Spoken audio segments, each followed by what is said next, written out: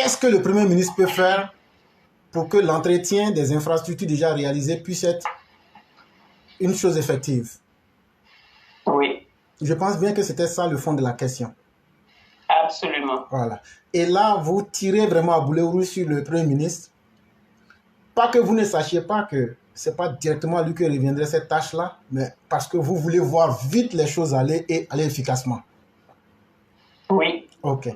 Et là, la réponse que je vais donner, je vais demander aux uns aux autres d'être très attentifs. Parce que c'est une réponse qui sera complexe, mais en même temps très détaillée. Voyez-vous, dans la République, le rôle d'un Premier ministre, c'est d'abord de diriger l'action globale du gouvernement et les orientations essentielles aussi en matière de politique. Et donc, cela demande que le Premier ministre tienne compte de la coordination des actions du gouvernement. Et c'est là que vous avez en partie raison, parce qu'on ne peut pas construire une voie, on ne peut pas construire des universités, et puis dire, comme on a fini de construire là, il y a l'entretien qui compte aussi. C'est vrai. Mais est-ce pour autant que c'est le Premier ministre lui-même qui doit prendre ça en charge et puis aller surveiller? Non. Je ne sais pas si on se comprend très bien sur ces petites différences-là. Tout à fait. Justement. Et c'est pourquoi j'ai dit aux gens de suivre, parce que ça sera petit à petit que je vais détailler les choses. Et donc, une autre mission, c'est l'exercice même du pouvoir réglementaire. C'est-à-dire quoi?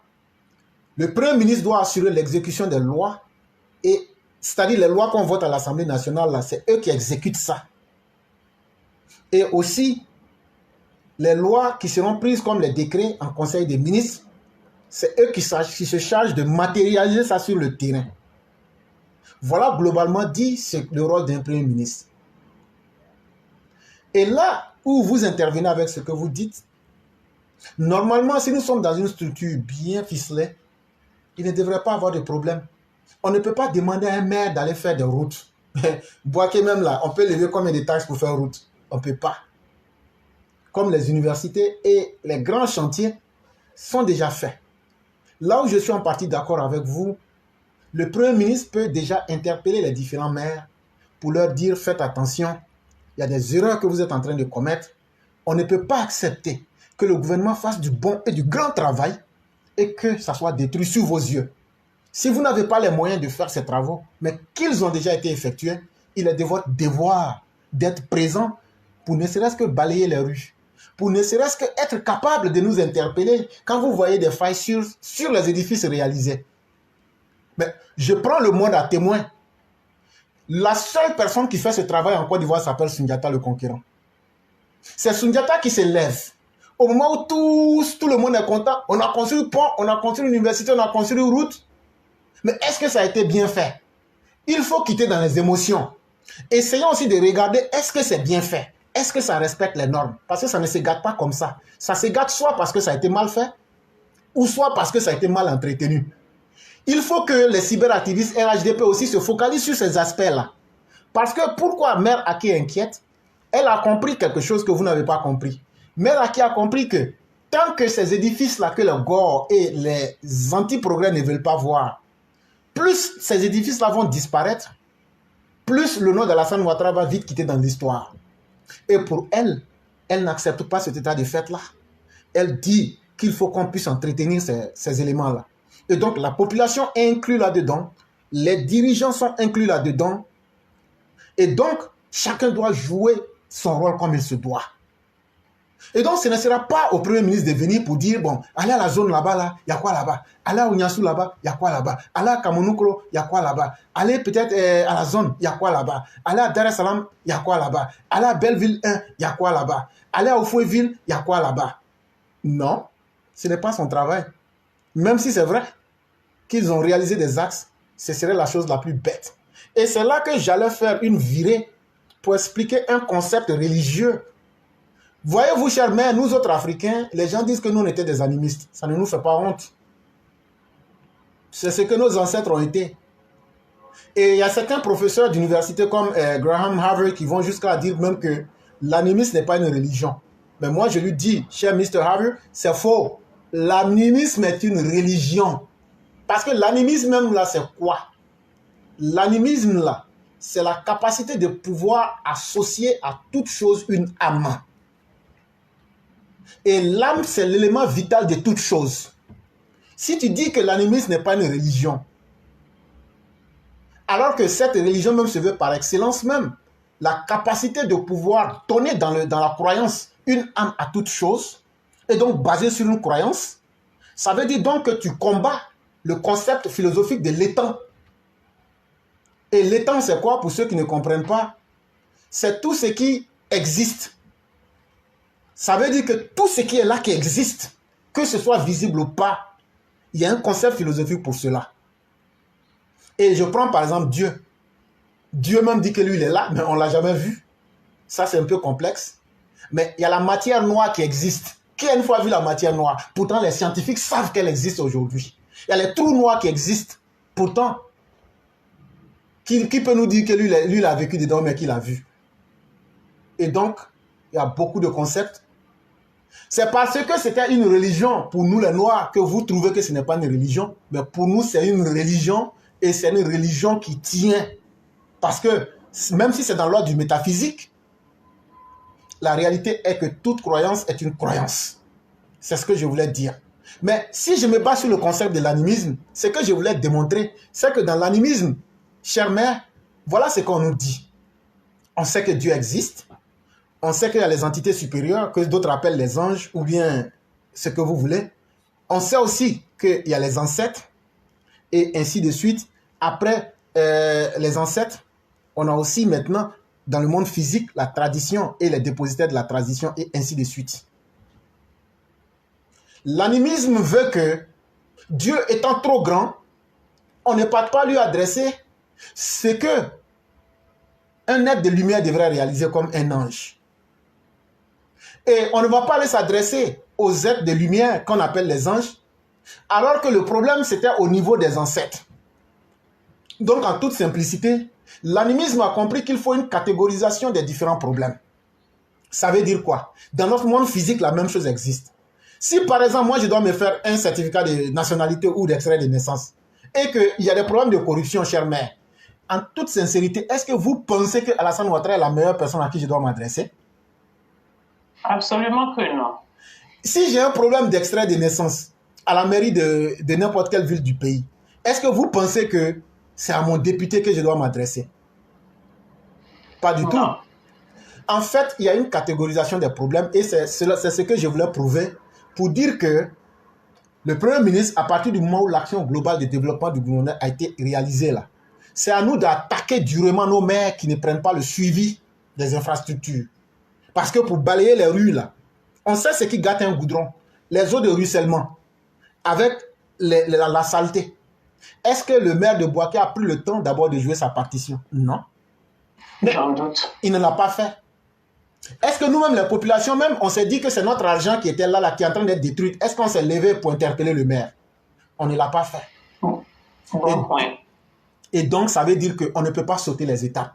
On ne va pas aller demander à Dieu de venir jouer le rôle des ancêtres. On ne va pas demander aux ancêtres de jouer le rôle des êtres porteurs de lumière, ainsi de suite. Ce que je veux dire, il faut que nous commencions à assumer notre responsabilité. C'est vraiment très important. Si on veut l'évolution, là, ça vient aussi avec un comportement.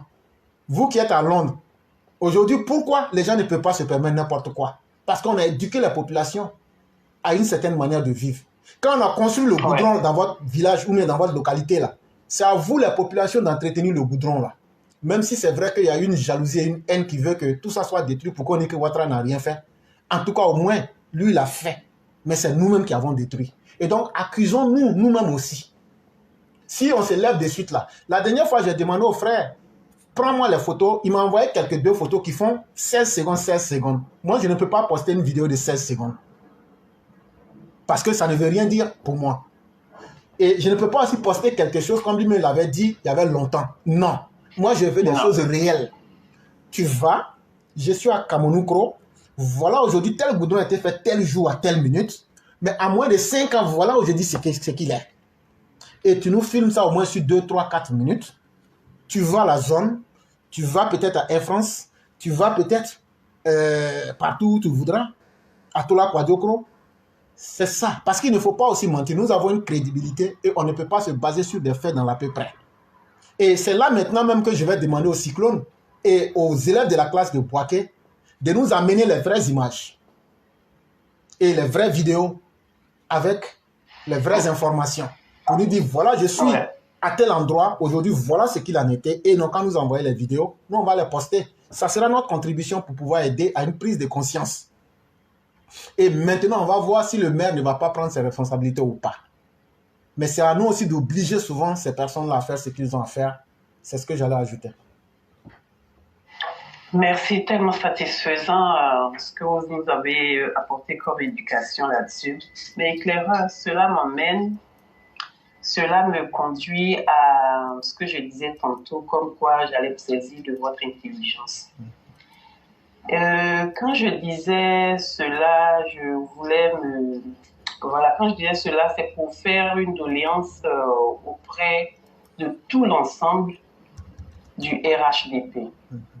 C'est-à-dire, je saisis votre intelligence pour faire une demande, une doléance auprès de l'ensemble du RHDP avec à sa tête le grand homme, le président Ouattara.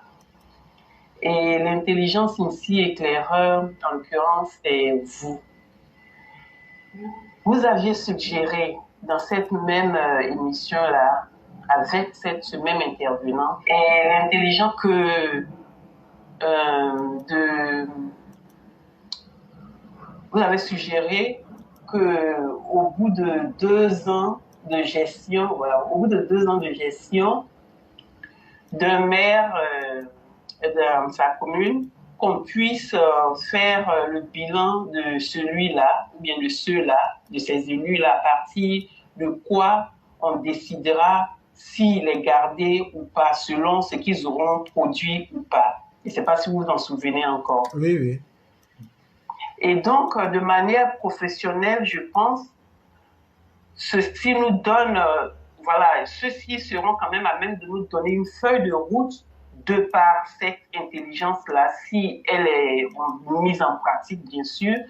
Ces élus ou alors ces candidats, voilà, ces candidats pourront nous proposer une feuille de route, même avant, comme étant condition pour les accepter, pour accepter leur candidature. Donc, à partir de cette feuille de route, nous, maintenant, les populations, une fois qu'ils seront assis, nous serons à même d'exiger de ces candidats, enfin, de ces élus-là, leur retrait ou pas selon ce qu'ils auront fait. Maintenant, puisque c'est une suggestion et non une loi, et donc, on ne peut pas l'imposer à tous. Mon souhait, c'est là où je parle de me saisir de votre intelligence pour interpeller, enfin, pour faire ça. Je souhaite que cela se fasse, partie, voilà, que cette méthode-là fasse partie des règlements intérieurs du RHDP. D'autant plus que c'est une méthode, enfin, c'est une suggestion et pas une loi qu'on puisse imposer à tous pour que ce soit au bénéfice de toute la Côte d'Ivoire entière. Mais là où j'en viens, c'est qu'une fois qu'on aura pu adopter ces règlements intérieurs, ça comme règlement intérieur, étant condition à la candidature des maires candidats RHDP, que cela soit, et cela va être propre au RHDP bien sûr, alors je souhaite ardemment que parce que cette intelligence cette intelligence que vous avez émise résout presque tous les problèmes de politique sociale que nous connaissons. Et je veux dire que cette méthode en elle-même pourrait bien être bénéfique au RHDP vu que ça va faire des populations heureuses et encore plus heureuses même et si les populations sont heureuses, ça va avoir forcément une bonne répercussion sur le parti lui-même, vu que l'enjeu est important. Il faut vraiment, pour moi, adopter cette intelligence-là que vous avez émise, qui est que on accorde on demande aux candidats de faire l'état des lieux l'état des lieux de la commune qu'ils veulent diriger, et puis accepter qu'on fasse un bilan une fois au bout de 2 ans, c'est-à-dire presque à mi-mandat, pour voir si toutes les promesses qu'ils ont faites ont été tenues ou pas, ou alors s'il ne serait que même du travail a été fait ou pas. Donc, cette intelligence-là que vous avez émise lors de cette élection, de cet entretien-là, qui demandait qu'on fasse qu'on fasse un bilan à mi-parcours, pour moi, c'est une demande, c'est une doléance que je suis en train de faire au RHDP, au président, pour qu'on saisisse ça et qu'on en fasse voilà, qu'on en fasse quelque chose de bien, que ce soit au bénéfice de tous. Moi, je pense que si chacun va fouiller dans cette intelligence-là que vous avez émise, franchement, on y trouvera d'innombrables bénéfices, vraiment d'innombrables bénéfices. Pour ma part, en tout cas, plus je sculpte cette intelligence que vous avez émise, plus j'y vois du bonheur. Donc, ça m'émerveille, et tellement ça m'émerveille, j'ai eu envie d'en parler, et puis bon, voilà, c'est sur ce que je vais vous laisser. C'est une doléance. J'espère que quand les uns et les autres vont écouter cette doléance, cette intelligence-là que vous avez émise, qu'on peut saisir au niveau du RHDP et en faire un règlement intérieur, propre au RHDP pour leurs candidats aux élections, franchement, le bonheur, il sera partagé à tous. Donc, merci beaucoup. Merci de m'avoir accordé aussi le temps que j'ai pris. Et je vous laisse, je dis bonne soirée à tous. Merci beaucoup, Éclaireur. Merci infiniment, cher maire. Ça a été aussi un énorme bonheur pour nous que de vous entendre. Et sachez que ce que vous avez dit, un homme ne peut pas tout connaître. Mais aux États-Unis, ici, un président est élu pour 4 ans. Et à la deuxième année, on fait le bilan à mi-parcours qu'on appelle le midterm pour essayer de juger l'état de la nation par rapport à la dirigeance de ce gouvernant. Et ce sont ces modèles-là, quand on a eu la chance de sortir de nos pays et que ça aide, il faut être capable de les adapter et de les proposer aussi à nos dirigeants. C'est sur ce modèle-là qu'on a fait cette proposition-là et on espère bien que ça pourra un jour servir si les gens les prennent en compte. C'est vraiment vous que nous remercions d'être sortis pour appuyer davantage parce qu'une parole ne vaut aussi et n'a son importance que quand d'autres personnes viennent la redire de différentes manières aussi. C'est à vous que reviennent aussi les remerciements. C'est ce que j'allais ajouter. En tout cas, merci. Effectivement, j'ai voulu juste prendre un peu là où vous l'avez laissé. Et puis bon, j'espère que ça donne un peu de sens à nos responsables pour qu'ils aillent quand même porter un regard là-dessus. Et voilà, à the end of the day, à la fin de la journée, on cherche solution aux problèmes et puis il faut les prendre, quoi, parce qu'on a affaire quand même à un groupe de dirigeants, enfin de personnes qui traînent quand même avec les choses les plus simples. Et ça sape le moral. Merci beaucoup, Éclaireur. Je vous en prie et vous passez une excellente soirée. Merci. Merci beaucoup, cher maire.